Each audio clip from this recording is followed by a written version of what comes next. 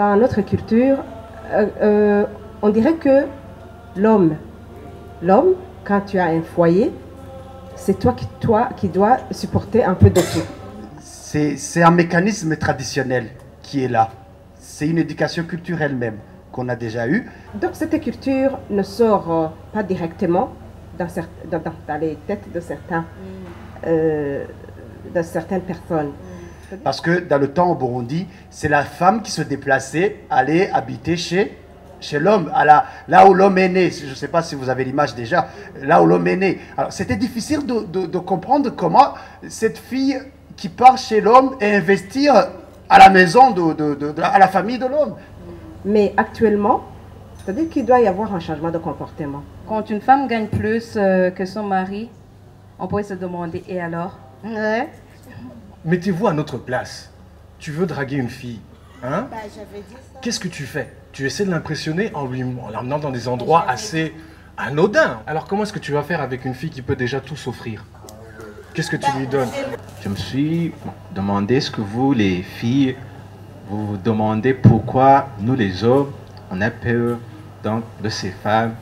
Mais le problème, c'est quelle image on donne aux hommes en ayant donc cette somme d'argent, en ayant son travail qui nous procure beaucoup d'argent.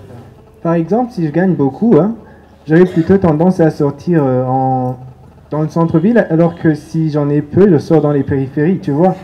Hein? Oui, Kokadilisha. Alors, si moi, garçon, je sors Kokadilisha comme tu le dis, bon, ce sera pas facile de rencontrer une fille qui sort, je sais pas, les siquets. Seulement, si cette fille gagne beaucoup d'argent et elle va au resto classe, tu peux l'inviter à Bouillandi par exemple. Et c'est pas ça. Et c'est pas ça. L'homme, pour qu'il se sente viril dans une relation amoureuse, il faut qu'il donne. C'est ça. Et la femme a été créée pour recevoir. Si on considère comment la vie devient chère aujourd'hui, si tu as la chance d'avoir une femme qui gagne beaucoup plus que toi, c'est une chance. Donc, des hommes devraient s'en réjouir. Je pense qu'il faudrait d'abord voir le comportement qu'affichent les femmes qui gagnent plus d'argent par rapport à leur mari. Quel modèle elles donnent? Si la femme est attachée à sa richesse, elle préfère que l'homme, elle va voir ce que l'homme va lui donner, ou bien si ce que l'homme va lui offrir vaut plus que ce qu'elle a. Alors que la femme qui n'est pas attachée à sa richesse, elle cherche l'originalité ou un truc spécial que l'homme peut avoir. Parce qu'elle est consciente que ce n'est pas sa richesse qui peut l'empêcher d'avoir un homme ou bien de ne pas l'avoir. Quand une femme a un salaire plus supérieur que son mari, il faut que la femme soit un peu compréhensive. Même donner son salaire à son mari pour qu'il gère ça.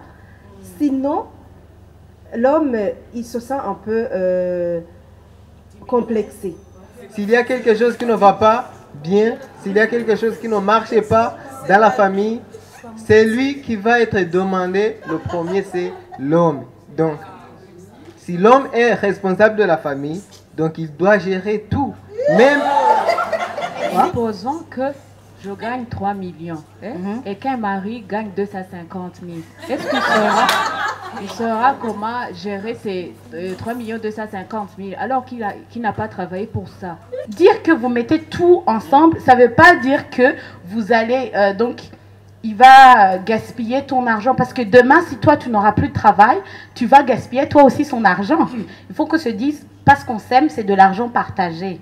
Si vous vous engagez pour faire le mariage, n'allez pas demander est-ce qu'il est plus riche, est-ce qu'il touche plus, est-ce que je touche moins que lui. Donc, mettez un point particulier sur l'amour.